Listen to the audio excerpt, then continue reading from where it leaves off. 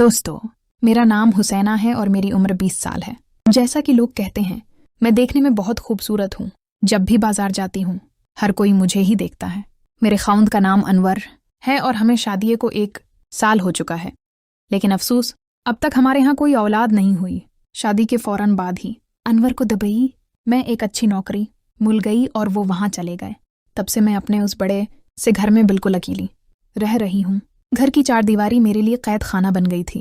दिन भर तो किसी न किसी काम में मशगूल रहती, लेकिन रात के अंधेरे और तन्हाई मेरा जीना दूभर कर देते। एक शाम अनवर का फोन आया।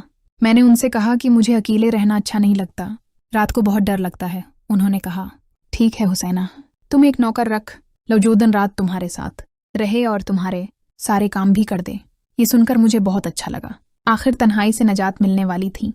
अगले रोज मैंने एक नौकर रख लिया जिसका नाम थाकिब था। थाकिब 18 साल का था, हटाकटा और देखने में खूबसूरत था। उसकी आंखों में एक मासूमियत थी तो चेहरे पर जवानी का रंग। उसके अलावा वो बहुत शरीफ और नेक था और तमाम काम ईमानदारी से करता। घर का काम खत्म करने के बाद वो मेरे पास आकर थोड़ी देर बातें भी कर लेता। उसकी बातें सादा और दिलचस्प होती थीं।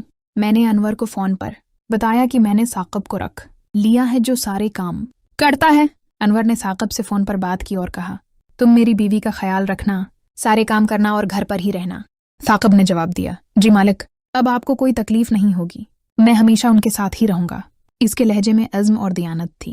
एक दोपहर मेरी तबीयत कुछ खराब हुई। सिर में हल्का हल्का दर्द था और शहर के तमाम मशहूर अस्पताल बंद थे। इसी इतना में अनवर का फोन आया। मैंने उनसे कहा, आज मेरी तबीयत कुछ ठीक नहीं है। उन्होंने फिक्रमंदी से कहा, हुसैना तुम आराम करो, बहुत परेशान हो तो डॉक्टर से मिल लो। मैंने हाँ कह दिया और फोन रख दिया। थोड़ी देर बाद साकिब ने घर के सारे काम खत्म किए और मेरे पास आया। उसने पूछा, बेगम साहबा, आपकी तबीयत खराब है क्या? मैंने कहा, हाँ साकिब, सिर में बहुत दर्द है और तबीयत बिल्कुल ठीक नहीं लग रही। उसने फौरन कहा, मैं बेगम साहबा आपके सिर की मालिश कर दूं, आपको बहुत आराम मिलेगा। मैंने पहले तो मना कर दिया, लेकिन उसने इसरार किया, नहीं बेगम साहबा, आपको सच में सुकून मिलेगा। आखिरकार मैंने हाँ कर दी। साकिब बावर्ची खाने में गया, तेल गर्म करके लाया और मेरे सर की मालिश करने लगा। उसकी उंगलियां नहायत महारत और तेजी से मेरे सर पर चल रही थीं। सच कहूं तो मैं किसी और ही दुनिया में खो गई। उसके हाथों का लम्स मेरे दर्द को काफूर कर रहा था।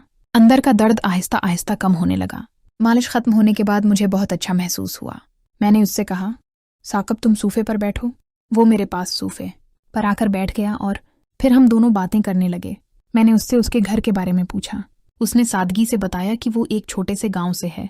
इसके माँ बाप खेती बाड़ी करते हैं और वो यहाँ शहर में कुछ पैसे कमाने आया है।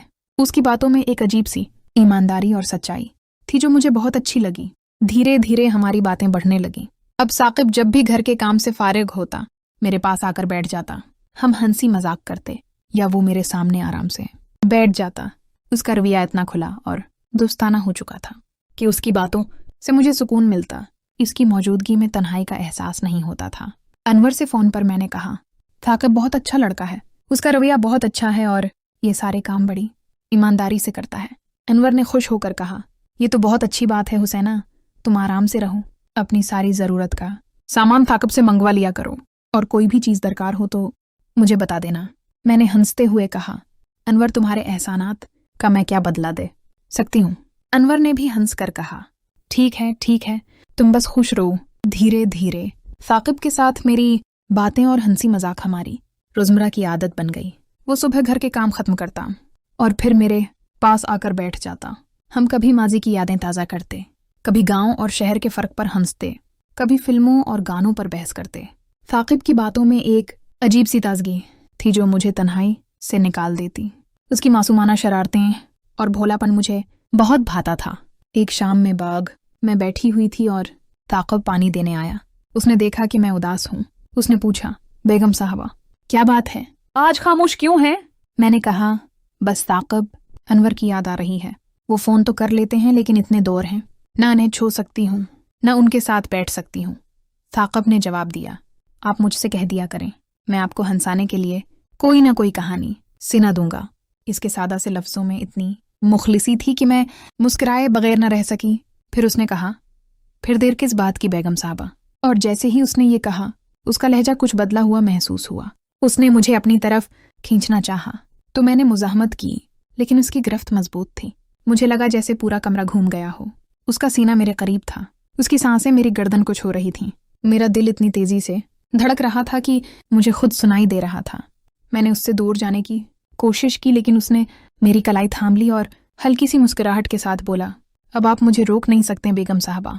उसकी बात सुनकर मेरी आंखें फटी रह गईं और मेरे होंठों पर एक हल्की सी मुस्कुराहट खुद ब खुद आ गई।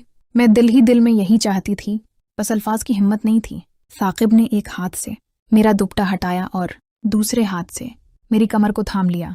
उसकी अंगुलियां हल्के हल्के से दबाव डाल रही थीं और मुझे अपने और करीब कर रही थीं। मैंने धीमे लहजे में कहा, साकिब प्लीज अब बस करो।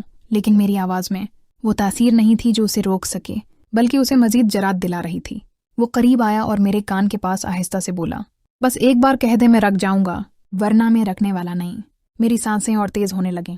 मैंने अपने होंठ दबा लिए, लेकिन मेरी आंखों में सारा कुछ साफ झलक रहा था। कमरे में सिर्फ लैंप की हल्की सी रोशनी थी और इस रोशनी में उसके चेहरे की हर लकीर नुमायां और प्रकशिश लग रही थी। उसकी नजरें मेरी आंखों से होती हुई मेरे होंठों पर ठहर गईं। मैंने पलटकर उसकी तरफ देखा और बस इतना कहा, तुम्हें समझने के लिए मुझे कहने की जरूरत नहीं।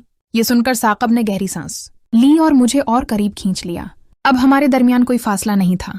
उसके हाथ मेरी कमर से ऊपर बढ़े और मैंने अपनी पलकें झुका ली। उस पल मुझे लगा जैसे वक्त थम गया हो। दरवाजे बंद थे, घर में खामोशी थी और हम दोनों अकेले थे।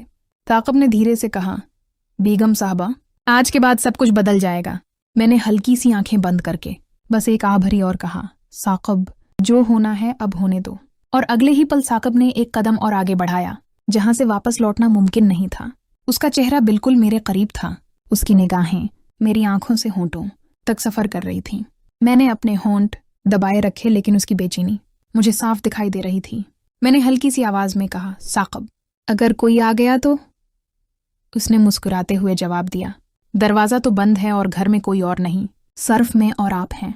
उसकी आवाज में इतना एतमाद था कि मेरे कदम नरम पड़ गए। मेरा दिल कह रहा था रख जाओ, लेकिन मेरा वजूद कह रहा था अब मत रखो। साकिब ने एक हाथ मेरी कमर पर रखा और दूसरे हाथ से उसने मेरे बैलों में अंगुलियां फेर दें। उसकी अंगुलियां मेरी गर्दन से होती हुई नीचे आईं। मेरी सांसें फिर बेकाबू होने लगें। मैंने उसकी तरफ देखकर कहा, साकिब तुम्हें एहसास है मैं खुद पर काबू नहीं रख पाऊंगी। साकिब और करीब आया और हल्की सी मुस्कुराहट के साथ कहा, मैं तो आपको रोकने नहीं, आपको आजाद करने आया हूं। ये सुनकर मेरी आंखें उसके चेहरे पर जम गईं। उसका अंदाज, उसका एतमाद, सब कुछ मुझे उसकी तरफ खींच रहा था। मैंने अपना हाथ उसके सीने पर रखा, जैसे उसे दूर करना चाहती हूँ, लेकिन वो और करीब आ गया। उसने मेरी कलाई थामी और अपनी तरफ खींच लिया। अब हमारे दरमियान कोई फासला नहीं था। उसकी सांसें मेरी गर्दन को सलगा रही थीं। मैंने आंखें बंद करके अपना सर उसके कंधे पर रख दिया। उसने बड़े प्यार से कहा, बेगम साहबा अब बस मेरी हो जाओ। मेरा हाथ उसके हाथ में था। मैं कुछ न कह सकी, बस इसके और करीब होती चली गई। कमरे में मध्यम रोशनी थी और इस रोशनी में हम दोनों की तेज तेज सांसें गूंज रही थीं। मैंने उसके कान के पास आकर धीरे से कहा, साकिब जो करना है जल्द करो। साकिब ने मुस्कुराकर कहा, बस अब कोई रुकावट नहीं।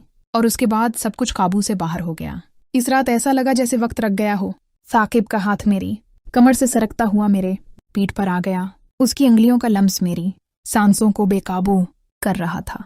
मेरी हालत ऐसी थी कि मैं खुद पर भी काबू नहीं रख पा रही थी। मैंने फिर उसके कान में कहा, साकिब बस अब और इंतजार मत करो। ये सुनकर वो मुस्कुराया।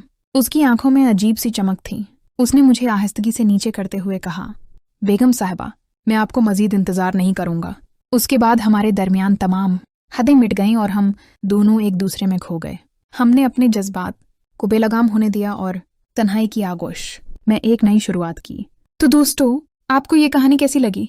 मुझे कमेंट्स में ज़रूर बताइएगा।